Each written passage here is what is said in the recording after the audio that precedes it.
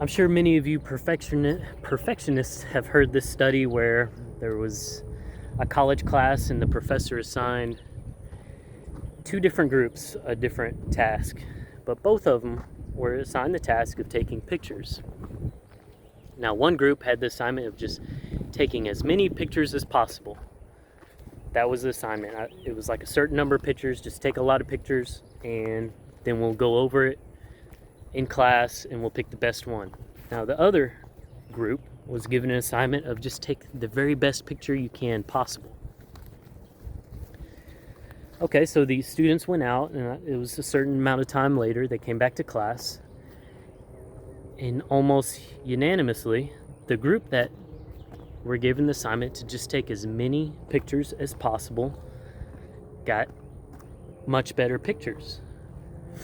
Now, why is that? Well, when you spend so much time on being a perfectionist and making sure the picture that you're taking or the project that you're doing or whatever you're actively involved in is as perfect as possible, you're not getting the practice of messing up.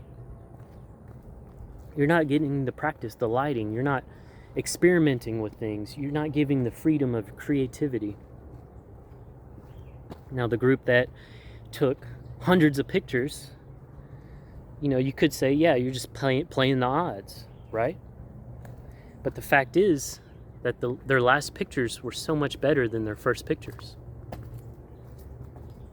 What does that mean? They improved over time. And now, if they took a little bit more time, they're going to have way better results than the group that did not have that same rubric for grading, right? Those same instructions, I should say. So perfectionism can be the enemy of actually getting quality work over the long term out there, and even in the short term. And this is coming from a place of experience. I like creating things, art and stuff, and I would spend a whole week drawing something, and it would have all these erase marks and smudges, and I think it was okay. I did an okay job. I was in art class and it took 4 years, but I was missing out on practice. When I started just sketching, free sketching every day, just 5 or 6 free sketches, I was able to draw the same quality very soon in a tenth of the time. It might take me one day, or it might take me 1 hour to do something that would take me many hours or a whole week to do in the past. And then I can do more of it. So it's like a compounding effect. Perfectionism will hold you back from this compounding effect. And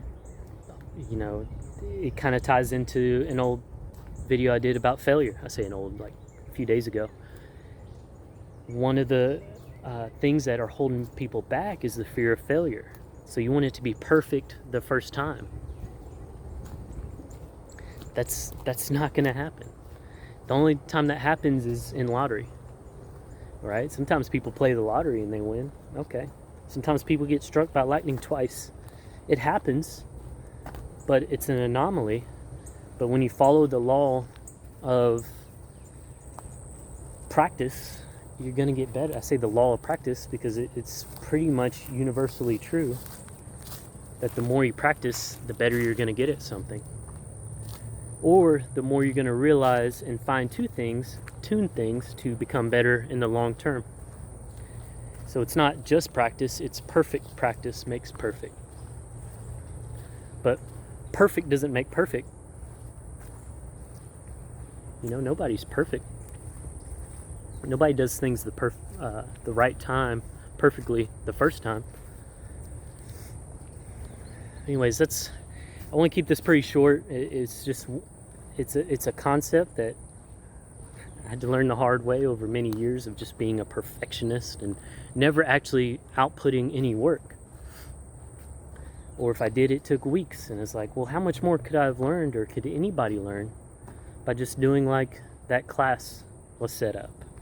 Do as many things as you can on the same topic, make little improvements as you're going, and it will have compounding effects.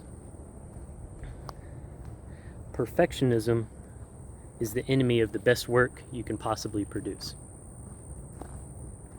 Thank you for watching. I love you. Bye.